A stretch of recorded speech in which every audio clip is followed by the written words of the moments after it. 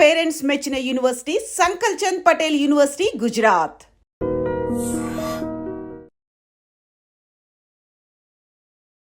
Usual కామన్గా మనకి గుండె జబ్బులు ఉంటాయి. ఏం ప్రాబ్లమ్స్ ఉంటాయి?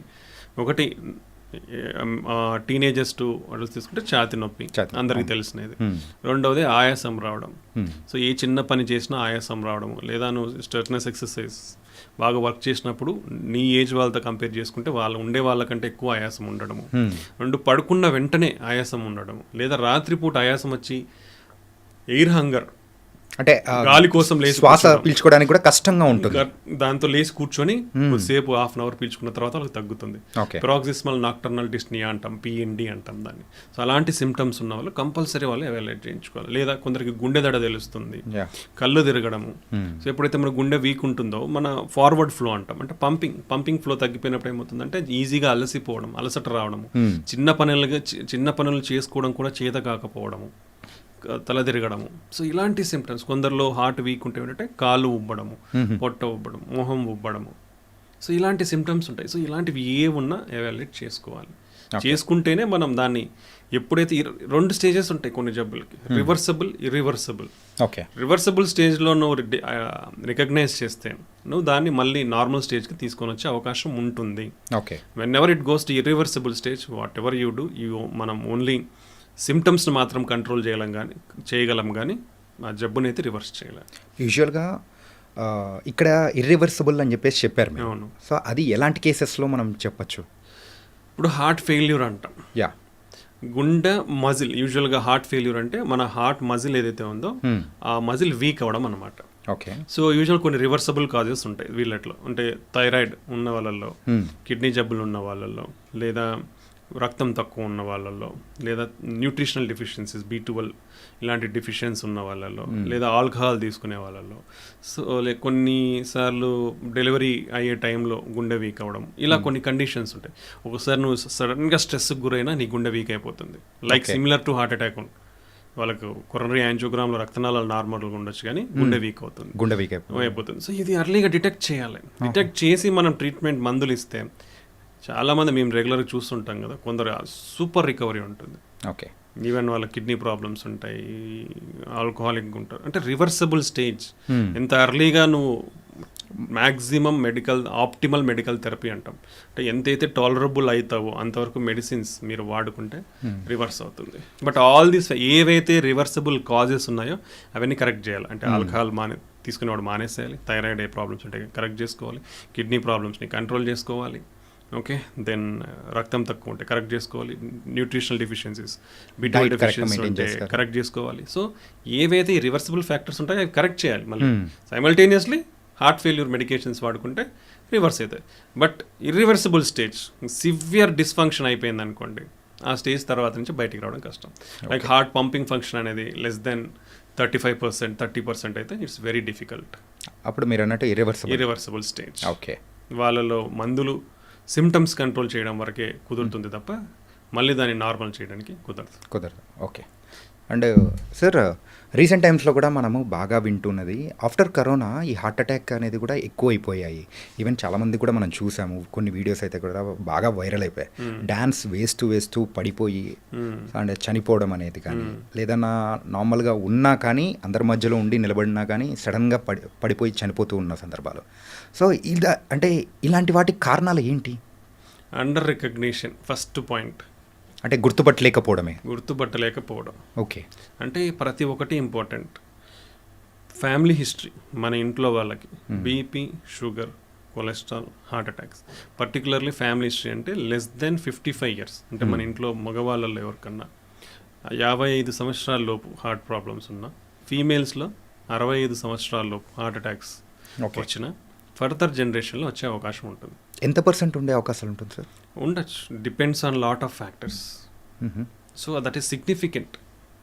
ఫ్యామిలీ హిస్టరీ అనేది, కొలెస్ట్రాల్ అయితే ఎంత సిగ్నిఫికెంట్, షుగర్ ఉంటే ఎంత ఎక్కువ వస్తుందో 2 times షుగర్ ఉంటే 2 to 3 times హై రిస్క్ ఉంటుంది. లైక్ సిమిలర్లీ ఫ్యామిలీ హిస్టరీ ఉందనుకోండి, 2 to 3 times రిస్క్ ఉంటుంది. సో ఇవన్నీ చాలా ఇంపార్టెంట్. సో ఇది ఉన్నవాళ్ళు చాలా కేర్ఫుల్గా ఎవాల్యుయేట్ చేసుకోవాలి. కొలెస్ట్రాల్ ఎప్పుడు ఫస్ట్ చెక్ చేసుకోవాలి? 18 to 20 years ఆఫ్ ఏజ్లోనే చెక్ చేసుకోవాలి. Around 18 to 21 years first cholesterol testing చేసుకోవాలి యంగ్స్టర్స్ అందరూ. ఓకే. అప్పుడు నార్మల్గా ఉంటే then you can repeat after 5 years. ఒకవేళ అంత అబ్నార్మల్గా ఉందంటే ఫ్యామిలీ హిస్టరీ ఉండొచ్చు, అది ట్రీట్ చేసుకోవాలి.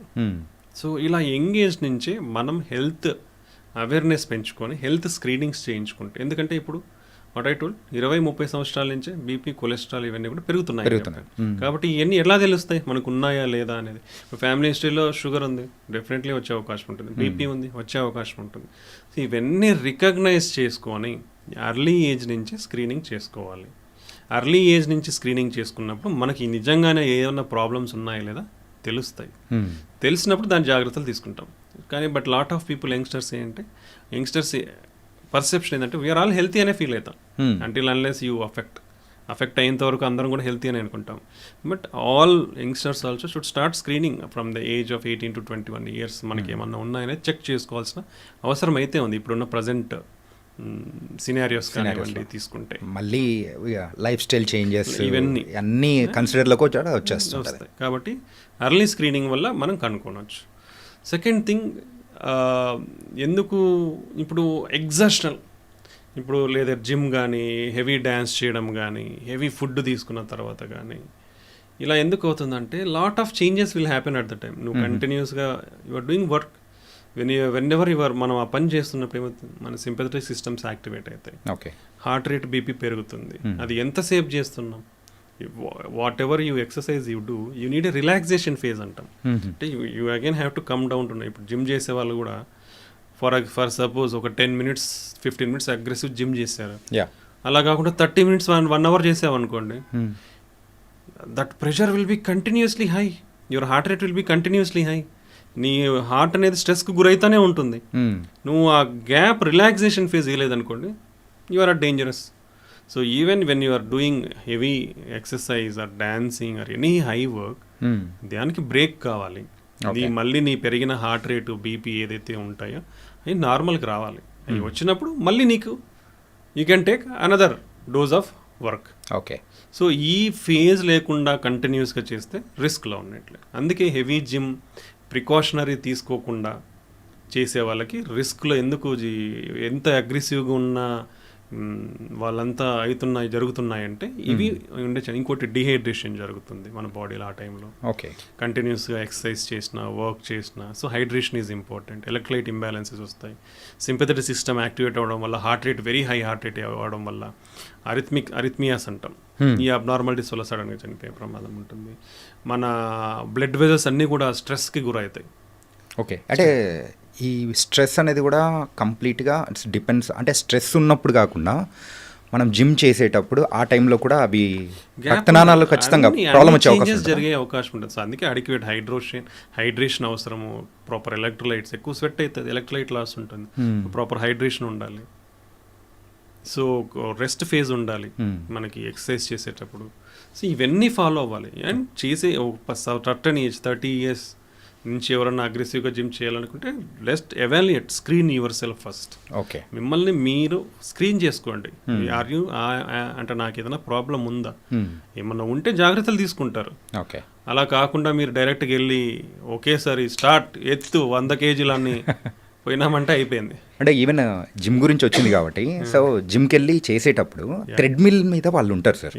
సో వాళ్ళు ఒక్కసారిగా ఎగ్దామనంటూ కూడా 6 నుంచి 7, 8, 9, 10 అట్లా ఫాస్ట్గా రన్నింగ్ అనేది చేసుకుంటూ వెళ్ళిపోతూ ఉంటారు. సో ఇలా కంటిన్యూస్గా మాత్రం చేయడం అనేది కూడా మిస్టేకే కదా సార్? అంటే హై ఇంటెన్సిటీ ట్రైనింగ్ అంటారు. హై ఇంటెన్సిటీ ట్రైనింగ్ ఎవరైనా ఎంతసేపు చేపిస్తారు? ఫ్యూ మినిట్స్ ఉంటుంది. ఓకే. 15 నిమిషాలు 20 నిమిషాలు చేయరు. హై ఇంటెన్సిటీ ట్రైనింగ్, నువ్వు 6లో ఉన్నావు, you are going to 10, do it for 3 minutes or 5 minutes, come back to normal again. Okay. Don't do. అదే చెప్తున్నా, వెన్ ఎవర్ యువర్ అసలుకి American heart association exercise recommendations ఏంటివి? Per week 150 minutes of moderate exercise. అది చేస్తే నువ్వు ఆరోగ్యంగా ఉంటావని చెప్తున్నారు. Okay. Okay. Per week 150 minutes అంటే 5 daysలో నువ్వు చేయాల్సింది హాఫ్ అన్ అవర్. వీక్లో 5 days, 5 daysలో per day half an hour. దాంతోపాటు ఒకవేళ you are doing severe intense exercise అంటే they are telling 75 minutes of severe intense exercise. అంటే ఎన్ని నిమిషాలు వస్తుంది? 15 minutes or 20 minutes per day severe intense exercise. 15 minutes వస్తుంది. 15 minutes ఉంది. మరి what is the use of you are doing very excessive this thing when you are doing that? Even strengthening exercises కూడా, muscle strengthening exercises, whatever heavy weights or thing, 15 minutes per day is enough. Okay.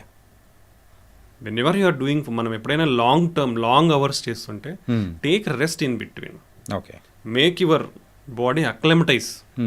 చేసావు, high heart rate, high BP వెళ్ళిపోయింది, దాన్ని మళ్ళీ you have to bring down to some normal stage. Give some 5 minutes time, it will come back. ఆ heart rate variability అంటాం, that is most important. Okay. ఆ heart rate variability లేదంటే, నీ heart rate నువ్వు exercise చేసినప్పుడు 160-180 పోతుంది అనుకోండి, it has come back down to 100-90 again resting స్టేజ్లో. అలా కాకుండా 120-130లోనే ఉందనుకోండి, మీ హార్ట్ రేట్ వేరియబిలిటీ అనేది తక్కువ ఉంది. That's an important factor to consider. Okay. Because your heart need to come to rest again. That has the capacity, మళ్ళీ దానికి capacity ఉంటుంది మళ్ళీ నువ్వు చేయనీకి. అలా కాకుండా 120లోనే ఇప్పుడు 180 పోయి మళ్ళీ 120కి వచ్చింది, దానికి వెంటనే చేసావు అనుకోండి, అప్పటికి హార్ట్ ఏమవుతుంది? ఎగ్జాస్ట్ అయిపోతుంది. నీకు సఫిషియంట్ హైడ్రేషన్, ఆక్సిజన్, దాని కెపాసిటీ అనేది లేదనుకోండి, ఇట్ విల్ సఫర్. కాబట్టి ఎంత ఒక ఫేజ్డ్గా చేసుకోవాలి ఎవరైనా చేసుకునేదానికి.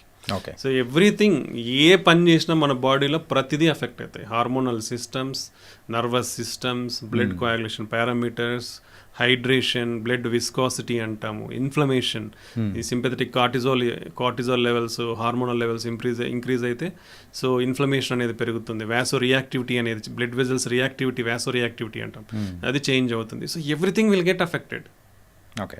సో ఇవన్నీ కూడా ఇంపార్టెంట్ కాబట్టి we need give adequate rest in between heavy exercise అనేది ఇవ్వాలన్నమాట. కాబట్టి ఎక్స్టెన్సివ్గా ఫంక్షన్స్లో డ్యాన్సులు చేస్తూనే ఉంటారు, కంటిన్యూస్ చేస్తూ ఉంటారు. That's not good. 5 minutes మీ ప్రోగ్రామ్ చేయండి, ఇంకో 5 minutes ఇంకో ప్రోగ్రామ్ చేస్తారు, 5 నిమిషాలు బ్రేక్ దొరుకుతుంది, రిలాక్స్ అవుతారు, మళ్ళీ పోయి మీ ప్రోగ్రామ్ చేసుకోవచ్చు. Even in functions or anything కంటిన్యూస్గా ½ an hour అదే చేస్తూ ఉంటే you will get tired. So take rest, drink some water, take hydration, then you can enjoy your selfs. Okay. So ప్రతి దాంట్లో కూడా ఎంజాయ్మెంట్లో కానీ, మీరు చేసే ఎక్సర్సైజ్లో కానీ you need a break. That break is helpful and healthy. And ఇందాక ఫ్యామిలీ హిస్టరీ గురించి మనం మాట్లాడుతున్నాం. వంశపార్యపరంగా కూడా ఈ జబ్బులు అనేది కూడా వచ్చే అవకాశాలు ఉంటాయని కూడా మీరు అన్నారు కాబట్టి, సో ఒక ఎగ్జాంపుల్ నేను ఒకటి చెప్తాను సార్. మీరు అన్నట్టు కూడా, సో 55 years బిలో ఉన్నప్పుడు సో తండ్రికి సో హార్ట్ అటాక్ వచ్చింది, మదర్కి కూడా 65 బిలో ఉన్నప్పుడే హార్ట్ అటాక్ వచ్చింది. సో వాళ్ళ పిల్లలు సో ప్రజెంట్ ఏంటంటే, సో వంశపార్యపరంగా వస్తుందని ఇలా విన్న తర్వాత వాళ్ళు కూడా ఏంటంటే ఆ తగిన జాగ్రత్తలను తీసుకొని కూడా ముందుకు వెళ్తూ ఉన్నారు, జిమ్ కానీ ఎవ్రీథింగ్. సో కానీ అలాంటి వాళ్ళకు వచ్చే అవకాశాలు కూడా ఉంటాయి. దాన్ని మనం అంటే లేదు ఆయన రాకుండా ఉందంటే తర్వాత జనరేషన్స్కి పాస్ అవ్వకోకుండా అక్కడే బ్రేక్ చేయొచ్చు అంటారు. ఫస్ట్లో ఒకటే చెప్పా, మీ కొలెస్ట్రాల్ అక్యుములేషన్ ఏ ఏజ్ నుంచి స్టార్ట్ అవుతుంది? 11-12 10 to 20 years, first to second decade లోపల స్టార్ట్ అవుతుంది. సో ఫ్యామిలీ హిస్టరీ ఉన్నా లేకున్నా మీ ప్రాసెస్ స్టార్ట్ అవుతుంది. ఓకే. ఫ్యామిలీ హిస్టరీ ఉంటే ఏమవుతుందంటే మోర్ రిస్క్ ఉంటుంది. ఆ మోర్ రిస్క్ ఉన్నప్పుడు నువ్వు కంట్రోల్ మెజర్స్ తీసుకుంటావు. ఎందుకు తీసుకుంటున్నావు? మీ రిస్క్ ఎక్కువ ఉంది కాబట్టి తగ్గించుకోనికి తీసుకుంటున్నావు. అట్లని కంప్లీట్గా అఫెక్ట్ గారని లేదు. మీరు జాగ్రత్తలు తీసుకోవడం వల్ల మీకు అర్లీ స్టేజెస్లో రాకుండా, ఇప్పుడు ఏమవుతుంది అందరికి అర్లీ స్టేజ్లో 50-60 సంవత్సరాల నుంచి పోయి 30 సంవత్సరాలకే వస్తున్నాయి, 30-40 yearsకే వస్తున్నాయి అందరు. అది మీరు తగ్గించుకుంటారు. 30-40 yearsలో వచ్చే రిస్క్ని తగ్గించుకొని మీ రిస్క్ను 60 సంవత్సరాల తర్వాత మేబీ మీరు ఇన్ని జాగ్రత్తలు తీసుకొని, కొలెస్ట్రాల్ కంట్రోల్ చేసుకొని, బీపీ షుగర్ కంట్రోల్ చేసుకొని, హెల్తీ ఫుడ్ తీసుకుంటూ, వెయిట్ అడిక్వేట్ మెయింటైన్ చేసుకుంటూ, ప్రాపర్ స్లీప్, స్ట్రెస్ లేకుండా, బ్యాడ్ హ్యాబిట్స్ లేకుండా ఇవన్నీ చేస్తే మీకు అంత సిగ్నిఫికెంట్ రిస్క్ ఎక్కువ ఉన్నా మీరు అర్లీ ఏజెస్లో అఫెక్ట్ కాకుండా మీ రిస్క్ని తగ్గించుకొని లేట్ స్టేజెస్లో ఒకవేళ వస్తే కూడా మీరు అంతవరకు హ్యాపీగా బతుకుతారు. ఓకే. అంటే 34 సంవత్సరాల్లో మీకు అఫెక్ట్ అయ్యే ఛాన్స్ ఉంటే కూడా మీరు దాన్ని తగ్గించుకొని మేబీ 60 సంవత్సరాల వరకు కూడా ఇవన్నీ చేసుకోవడం వల్ల మీరు 60 సంవత్సరాల వరకు కూడా హ్యాపీగా బతుకుతారు. అంటే మీ రిస్క్ తగ్గించుకున్నట్లే కదా. So that's the importance. ఈ రిస్క్ ఉన్న మీరు ఈ హెల్తీ లైఫ్ స్టైల్స్ని ప్రాక్టీస్ చేయడం వల్ల ఆ రిస్క్ అనేది తగ్గుతుంది. But some way somehow you can't say can be affected. Okay. And sir stent, so recent టైమ్స్లో కూడా ఈ స్టంట్ వేయించుకునే వాళ్ళు కూడా పెరుగుతూ ఉన్నారు, ఆ హార్ట్ రిస్క్ అనేది కూడా తగ్గించుకోవడానికి. కొంతమంది అయితే అంటే ఆ సిమ్టమ్స్ అనేది కనిపించిన తర్వాత వాళ్ళు వెళ్తూ ఉంటే, ఇంకొంతమంది సో కొంచెం ఎర్లీ స్టేజెస్లోనే డిటెక్ట్ చేసుకొని స్టంట్ అనేది వేయించుకొని వెళ్తున్నారు. సో యూజువల్గా ఎలాంటి సిమ్టమ్స్ ఉన్నప్పుడు సో వాళ్ళు స్టంట్కి వెళ్ళే అవకాశం ఉంటే బెటర్ అంటారు? ఇది వెరీ ఇంపార్టెంట్ అండి. నేను ఎందుకంటే I stressed in lot of videos. అంటే ప్రతి ఒక్కరు కూడా ఎప్పుడు స్టంట్ వేయించుకోవాలి, వేయించుకునే ముందు ఎలాంటి డెసిషన్స్ తీసుకోవాలి అనేది చాలా important. First point acute heart attack అంటాం. అంటే నేను ఆల్రెడీ అక్యూట్ హార్ట్ అటాక్ అంటే ఏమవుతుందంటే మన బ్లడ్ వెజల్ అనేది సడన్గా బ్లడ్ క్లాట్ అయిపోయి బ్లాక్ అయిపోతుంది. బ్లాక్ అయినప్పుడు గుండెకి సడన్గా బ్లడ్ ఫ్లో తగ్గిపోవడం వల్ల వస్తుంది హార్ట్ అటాక్ అనేది. సో ఈ సినారియోస్లో మ్యాక్సిమం స్టంట్ అనేది అవసరం పడుతుంది, ఫస్ట్ పాయింట్. బట్ ఇలాంటి సినారియోస్లో కూడా అడ్వాన్స్డ్ టెక్నాలజీ టూల్స్ను వాడితే ఈవెన్ స్టంట్ అవసరం లేకుండా కూడా ట్రీట్ చేయొచ్చు. ఇది సెకండ్ పాయింట్. స్టంట్ అవసరం లేకుండా చేయొచ్చు. ఎందుకు? నేను ఆల్రెడీ ఏం చెప్పాను, 30% 40% ఉన్న కొలెస్ట్రాల్ అక్యుములేషన్ కూడా రప్చర్ అయిపోయి బ్లడ్ క్లాట్ అయ్యి ఫామ్ అవుతుందని చెప్పాను. అవును. బట్ మనం యాంజియోగ్రాఫిక్ సిస్టంలో చూసేది అవుట్ సైడ్ నుంచి చూస్తాం. అంటే ఇప్పుడు ఒక ట్యూబ్ ఉంది, ఈ ట్యూబ్ బయట ట్రాన్స్పరెంట్ ట్యూబ్ ఉంది. ఈ ట్రాన్స్పరెంట్ ట్యూబ్ ఏమవుతుంది మనకు తెలిసేది, బ్లడ్ ఫ్లో ఈ థిక్నెస్ ఉందా లేదా అని తెలుస్తుంది అంతే. సన్నబడింది అనుకో, ఏదైనా అక్యుములేట్ అయింది లోపల అనుకోండి, నీరు అనేది ఈ చిన్న దాంతో నుంచి పారుతుందని తెలుస్తుంది, కానీ లోపల ఏముందని తెలియదు మనకి. Correct. Okay. But advanced technology systems ఏంటంటే ఇమేజ్ గైడెడ్ సిస్టమ్స్ అంటాం, ఐవస్ ఆర్ ఓసిటీ. ఒకటి black and white image, IVUS, OCT is a coloured image system. ఇదేంటి అంటే ఒక కెమెరా లాంటిది. ఇప్పుడు మీరు ఏం చేస్తారు, ఒక గొట్టం ఉంది, మీరు కంటితో చూస్తే కనపడదు కదా, దాంట్లో కెమెరా నీట్గా పంపించేసి మీరు చూస్తే నీకు సరౌండింగ్స్లో అంతా ఏముందో తెలుస్తుంది. సో ఈ కెమెరా సిస్టమ్ ద్వారా మీ బ్లడ్ వెజల్ వాల్లో ఎంత % కొలెస్ట్రాల్ ఉంది, మీ ఆ ఏరియా అనేది ఈ లూమినల్ ఏరియా అంటాం, ఈ లూమినల్ ఏరియా అనేది ఎంత ఉంది, ఆ కొలెస్ట్రాల్ ఎటువంటిది, 3 టైప్స్ ఉంటుంది, ఫ్యాటీ, ఫైబ్రస్, క్యాల్సిఫిక్. సో ఎలాంటిది ఉంది, సో దాంట్లో ఈవెన్ సమ్ రిస్క్ ఫ్యాక్టర్స్ ఉండేవి కూడా, థిన్ క్యాప్ ఫైబ్రోథ్రోమా అంటాం, అలాంటివన్నీ కూడా డిటెక్ట్ చేస్తాం. సో ఇప్పుడు ఆ ఇమేజ్ సిస్టమ్స్ వాడడం వల్ల మీకు అరౌండ్ 30% 40% ప్లాకే ఉంది, ఓన్లీ బ్లడ్ క్లాట్ వల్లనే అయ్యింది. So will clear that blood clot through manual aspiration or nowadays Penumbra, క్యాటారెక్స్ అని స్పెషలైజ్ సిస్టమ్స్ ఉన్నాయి. ఆస్పిరేట్ చేసి మందులు పెడితే ఏమవుతుంది, క్లియర్ అయిపోతుంది. 40% బ్లాక్స్కి యూజువల్గా స్టంట్ వేయము. ఎప్పుడు స్టంట్ వేయించుకోవాలి, ఇది మోస్ట్ ఇంపార్టెంట్. మీ గుండె రక్తనాళాలు మోర్ దెన్ 75 to 80% బ్లాక్స్ అంటే నారో, ఇది ఇప్పుడు 100% ఓపెన్ ఉందనుకోండి, ఇప్పుడు ఇది almost more than 75 to 80% narrow అయిపోయింది. దీన్నే బ్లాక్ అంటాం, అంటే సన్నగా అయిపోవడం అనమాట. ఈ 75 to 80% బ్లాక్ అంటే ఇలా ఉండేది బ్లాక్ అయింది ఇంత %, దీన్నే బ్లాక్స్ అంటాం, అంటే సన్నగా అవడం. ఇలాంటి వాటికి కంపల్సరీ స్టంట్ వేయించుకోవాలి. ఎందుకంటే మనకు అధ్యయనాల్లో తెలియదు ఏంటంటే ఎప్పుడైతే మోర్ దెన్ 80% 75% బ్లాక్స్ ఏర్పడతాయో అప్పుడు డెఫినెట్లీ మనకి బ్లడ్ ఫ్లో అనేది తగ్గిపోయి మన గుండె అనేది అఫెక్ట్ అయ్యి వీక్ అవుతుంది అనేది ప్రూవ్ చేయబడింది కాబట్టి అది compulsory. Second point, less than 50% ఉంటే స్టంట్స్ కానీ అవసరం లేదు. ఇది second clear point. But major చాలామంది కన్ఫ్యూజ్ అయ్యి ఇవి అంటే సరైన పద్ధతి ద్వారా చేయించుకుంటారనమాట. 50 to 75% ఆర్ 80% బ్లాక్ మధ్యలో ఉన్న వాళ్ళు అసలు రియల్లీ ఈ బ్లాక్ అనేది మనకి గుండెకి ప్రాబ్లం కాజ్ చేస్తుందా లేదని తెలుసుకోవాలి. ఎందుకంటే 50 to 80% బ్లాక్ ఉన్న వాళ్ళలో ఒక 30-40% మందికి మాత్రమే ఆ బ్లాక్స్ వాళ్ళ గుండెకి రక్తం తక్కువ అయిపోయి గుండె అఫెక్ట్ అయ్యే ఛాన్స్ ఉంటుంది. రిమైనింగ్ పర్సన్స్కి ఆ 50 to 70% బ్లాక్ ఉన్న వాళ్ళకి బ్లడ్ ఫ్లో అనేది అందుతుంది, ప్లస్ గుండె అనేది స్ట్రెస్కి గురి అవ్వదు. ఇది మరి చాలామంది 50s 70 దాటితే కూడా వేయించుకుంటున్నారా లేదా అనేది మనకి తెలియదు. అంటే ఇట్ ఈస్ ఇండిపెండెంట్. ఇప్పుడు నేను అనుకోండి ఐ విల్ ప్రాక్టీస్. ఇప్పుడు దీన్ని ఎలా నేను కనుక్కుంటాను వీళ్ళకి నిజంగా నేను ఈ 50 నుంచి 75% స్టంట్ వేయాలా లేదా అనేది? అంటే నేను అడిషనల్ టెస్టింగ్ మెథడ్స్ చేస్తాను. దాన్ని నాన్ ఇన్వేజివ్ అని ఉంటాయి మనకి. అంటే ఇన్వేజివ్ అంటే సేమ్ యాంజియోగ్రామ్ ఎట్లయితే కెథెటర్ పెట్టి చేస్తామో ఆ విధంగా ఒక వైర్ పంపించి దాని ప్రెజర్స్ గ్రేడియంట్స్ అనేది మెజర్ చేస్తాం. ఓకే, డిఫరెంట్ ఉన్నాయి దాంట్లో, ఎఫ్ఎఫ్ఆర్ అనేది ఉంది, ఐఎఫ్ఆర్ అనేది ఉంది.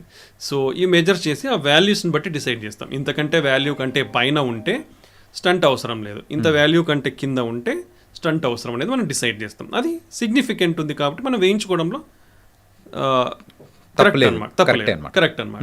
అలా నెగిటివ్ మోర్ దెన్ 0.8 ఉంది, అలాంటి సినారియోస్లో స్టంట్ వేస్తే ఇది అన్నెసెసరీ అవుతుంది అనమాట. సో ఈ ప్రాపర్ టెస్టింగ్ అనేది చేయించుకుంటే మంచిది. ఎవరైనా లేదు అదర్ వేస్ ఉన్నాయి. ఇది నేను చెప్పింది వైర్ బేస్డ్ సిస్టమ్స్ ఇన్వేజివ్ అంటాం. నాన్ ఇన్వేజివ్లో ఇప్పుడు యాంజియోగ్రామ్ చేసిన ఇమేజెస్ ద్వారానే కూడా మనం ఇవి క్యాలిక్యులేట్ చేయొచ్చు. ఈ అడ్వాన్స్ సిస్టమ్స్ ఇప్పుడు QFR, యాంజియో-FFR అనేటివి అవి వచ్చాయి. లేదంటే అనదర్ మెథడ్స్ కూడా ఉన్నాయి non invasive. Cardiac MRI scan కానీ స్పెక్ట్ స్కాన్స్, న్యూక్లియర్ స్కాన్స్లో మనకు స్కాన్ చేస్తే అది రియల్లీ ఆ బ్లాక్ అనేది ఈ గుండె యొక్క మజిల్ కండరానికి కానీ వీక్నెస్ అనేది కాజ్ చేస్తుందా, ప్రాబ్లం అనేది కాజ్ చేస్తుందా అనేది తెలుస్తుంది. సో ఈ టెస్ట్ల ద్వారా మనం ప్రాపర్గా ఎవాల్యుయేట్ చేసుకొని ట్రీట్మెంట్ తీసుకుంటే అన్నెసెసరీగా స్టంట్స్ వేయించుకోవడం అనేది తగ్గుతుంది. అవసరమైన వాటికే కరెక్ట్ అయిన ట్రీట్మెంట్ అందుకుంటారు. ఈ అన్నెసెసరీ స్టంట్స్ వేయడం వల్ల ప్రాబ్లం ఏంటి? అవసరం లేకుండా ఏది ఉన్నా మన బాడీలో ఫారిన్ బాడీనే. ఓకే, ఆ ఫారిన్ బాడీ ఉన్నప్పుడు మేబీ అది స్టంట్ మళ్ళీ మూసుకుపోవచ్చు. అండ్ స్టంట్ మళ్ళీ మూసుకుపోయేదంతా చాలా రకాల వేరియేషన్స్ ఉంటాయి. నువ్వు ఎటువంటి స్టంట్ వేయించుకుంటున్నావు, అడ్వాన్స్డ్ స్టంటా, మంచి స్టంటా కాదా, కరెక్ట్గా వేసారా లేదా, స్టంట్ కరెక్ట్గా ఓడలకు అతుక్కుందా లేదా, ఇది చాలా ఫ్యాక్టర్స్ ఉంటాయి. It depends on who ever it does. So ఇవన్నీ అన్నెసెసరీ ప్రాబ్లమ్స్ క్రియేట్ చేసుకోవడం అవసరం లేనప్పుడు వేసుకుంటే. కాబట్టి లెస్ దాన్ 50% అవసరం లేదు, మోర్ దెన్ 80% కంపల్సరీ అవసరం ఉంది. 50 to 70% ఆర్ 50 to 80% మధ్యలో ఫర్దర్ టెస్టింగ్ అనేది చేయించుకోండి. అవి different level types of test ఉన్నాయి. ఒకటి ఇన్వేజివ్, నాన్ ఇన్వేజివ్ అంటాం. నాన్ ఇన్వేజివ్ టెస్ట్ చాలా తక్కువనే ఖర్చు అవుతుంది. ఇన్వేజివ్ టెస్ట్ కొంచెం ప్రైస్ హై ఉంటుంది. బట్ ఈ విధంగా మీరు ట్రీట్మెంట్ చేయించుకుంటే బార్డర్ లైన్ లీజన్స్ అంటాం ఇవన్నీ. ఈ బార్డర్ లైన్ లీజన్స్లో ఈ విధంగా మీరు వేయించుకుంటే మీకు కరెక్ట్ ట్రీట్మెంట్ అనేది అందుతుంది, ఫ్యూచర్ రిస్క్ అనేది తగ్గుతుంది. ఓకే, ఇది అడ్వాంటేజెస్. నౌవేడేస్ ఏమైందంటే ఇప్పుడు మనం ఇమేజ్ గైడెడ్ సిస్టమ్స్ అని మాట్లాడుకున్నాం. ఈ ఇమేజ్ గైడెడ్ సిస్టమ్స్ ద్వారా మనం అవసరం ఉన్న వాళ్ళల్లో కూడా స్టంట్ వేయించుకునే వాళ్ళు కూడా angiographic stenting or image guided stenting అంటాం. సో ఈ ఇమేజ్ గైడెడ్ స్టంటింగ్ ద్వారా చేయించుకున్న వాళ్ళలో 36% బెటర్ రిజల్ట్స్ ఉంటాయి. ఇది ఇమేజ్ గైడెడ్ స్టంటింగ్ ద్వారా. ఎందుకంటే మనం క్లియర్గా స్టంట్ వేసిన తర్వాత కూడా ఈ స్టంట్ కరెక్ట్ గోడలకు అతుక్కుందా లేదా, ప్రాపర్గా ఎక్స్పాండ్ అయ్యిందా లేదా, ఈ మాల పొజిషన్ అంటాం, గ్యాప్ ఏమైనా ఉందా స్టంట్కి వాల్స్కి మధ్యలో, లేదా ఏమైనా చిన్న చిన్న కాంప్లికేషన్స్, టిష్యూ ప్రొలాప్స్, థ్రాంబస్, కోతలు అట్లాంటివి ఏమన్నా ఉన్నాయని అన్ని తెలుస్తుంది మనకి. అంటే directly your seeing inside the vessel. మనం యాంజియోగ్రామ్లో బయట నుంచి చూస్తాం, బయట నుంచి స్టంట్ పెట్టిన తర్వాత బాగుంది అనిపిస్తుంది. It depends on our experience, మనకు తెలుస్తుంది బాగుందా లేదా అనేది. But still this systems proved even in experienced operators 36% better results with image guided coronary stunting. So wherever is possible, ప్రతి ఒక్కరు అఫోర్డబిలిటీని బట్టి కుదిరితే ఈ విధంగా స్టంట్ వేయించుకుంటే అడ్వాంటేజ్ ఏంటంటే ఫస్ట్ థింగ్ కరెక్ట్ రిజల్ట్స్ వస్తుంది. ఫ్యూచర్లో మీకు మళ్ళీ స్టంట్స్ బ్లాక్ అయ్యే ఛాన్స్ చాలా తక్కువ ఉంటుంది. థర్డ్ థింగ్, మీరు ఆ చిన్నపాటి ఎక్స్ట్రా ఖర్చు ఇప్పుడు పెట్టుకుంటే ఫ్యూచర్లో ఎక్కువ ఖర్చు పెట్టుకోవాల్సిన అవసరం ఉండదు. సో ఈ అడ్వాంటేజెస్ వల్ల మీ లాంగ్ టర్మ్ లైఫ్ అనేది బాగుంటుంది. సో ఐ ఆల్వేస్ సజెస్ట్, ఇప్పుడున్న టెక్నాలజీ అంటే మనకి ఏదైనా అడ్వాంటేజెస్ ఉన్నాయంటే ఆ పద్ధతి ద్వారా వెళ్తే మన లైఫ్ బాగుంటుంది. ఇప్పుడు మనం అందరం ఇంతకుముందు నడుచుకుంటూ పోయేవాళ్ళం, తర్వాత సైకిల్ వచ్చింది, కంఫర్ట్ వచ్చింది, నెక్స్ట్ మోటార్ బైక్ వచ్చింది, ఇంకొంచెం కంఫర్ట్, పీస్ఫుల్ లైఫ్, కార్ వచ్చింది, ఇంకా సో టెక్నాలజీతో you will have good results. So అలాంటిది ఫాలో అయితే ఫ్యూచర్ బాగుంటుంది. సో పర్సనల్గా I suggest image guided coronary stunting ద్వారా మంచి రిజల్ట్స్ ఉంటాయి కాబట్టి కుదిరిన వాళ్ళు అది కంపల్సరీ ట్రై చేయండి. మేజర్ ఇంపార్టెంట్ అందరికి సజెస్ట్ చేసేది, అవసరం ఉంటేనే స్టంట్ వేయించుకోండి, అవసరం లేకుంటే వేయించుకోవద్దు. కొన్ని సందర్భాలలో ఏమవుతుంది, already silent heart attack, blood vessel heart attack వచ్చిన తర్వాత డిలేడ్ ప్రజెంటేషన్ ఉంటారు, లేట్గా ప్రజెంట్ అవుతారు. అలాంటి వాళ్ళకి ఏమవుతుంది, గుండె వీక్ అయి ఉంటుంది, బ్లాక్ యాంజియోగ్రామ్ చేస్తారు, బ్లాక్ ఉంటుంది. గుండె వీక్ అయినప్పుడు దానికి స్టంట్ వేయాలా లేదా అనేది డిఫరెంట్ సినారియో. ఎందుకంటే వయబిలిటీ అనేది చూస్తాం. అంటే ఆ గుండె మజిల్ వీక్ అయినప్పుడు ఆ మజిల్ అనేది బతికి ఉందా, డెత్ అయిందా, ఇది ఎట్లా కనుక్కోవచ్చు? అది కనుక్కొనే ఆ స్టంట్ వేయాలనా లేదా ఆ టెరిటరీలో అనేది డిసైడ్ చేయాలి. సేమ్ కార్డియాక్ ఎంఆర్ఐ ద్వారా కానీ మనకు వైబిలిటీ స్కాన్స్ అని ఉంటాయి, మయోకార్డియల్ వైబిలిటీ స్కాన్స్ అంటాం. So either cardiac MRI or SPECT స్కాన్లో మనకు తెలుస్తుంది. ఓకే, ఎప్పుడైతే ఈ గుండె అంటే ఈ బ్లడ్ వెజల్ ఉంది ఈ ఏరియా ఆఫ్ హార్ట్కి సప్లై చేస్తుంది. సో ఇప్పుడు ఈ మజిల్లో టిష్యూ అనేది డెత్ అయిపోయింది, వైబిలిటీ అనేది లేదు. అప్పుడు నువ్వు దీన్ని ఓపెన్ చేయడం వల్ల ఉపయోగం ఉండదు. Okay, no use. సో చేసి వేస్ట్, అన్నెసెసరీ రిస్క్, ఉండేది కూడా మూసుకుపోతుంది. Third thing unnecessary cost. Benefit లేనప్పుడు what is the use of keeping cost? అంటే ఇట్స్ లైక్ అయినా డెడ్ ఎండ్ అనమాట. అంతే. అక్కడికి వైబిలిటీ ఉంది అంటే టిష్యూ బతికి ఉంది. ఓకే, టిష్యూ బతికి ఉన్నప్పుడు ఏమవుతుంది, నువ్వు దీన్ని ఓపెన్ చేస్తే ఈ టిష్యూ అనేది మళ్ళీ కోలుకొని సమ్ పర్సంటేజ్ అలైవ్కి వచ్చేసి నీ హార్ట్ ఫంక్షన్ అనేది ఇంప్రూవ్ అవుతుంది.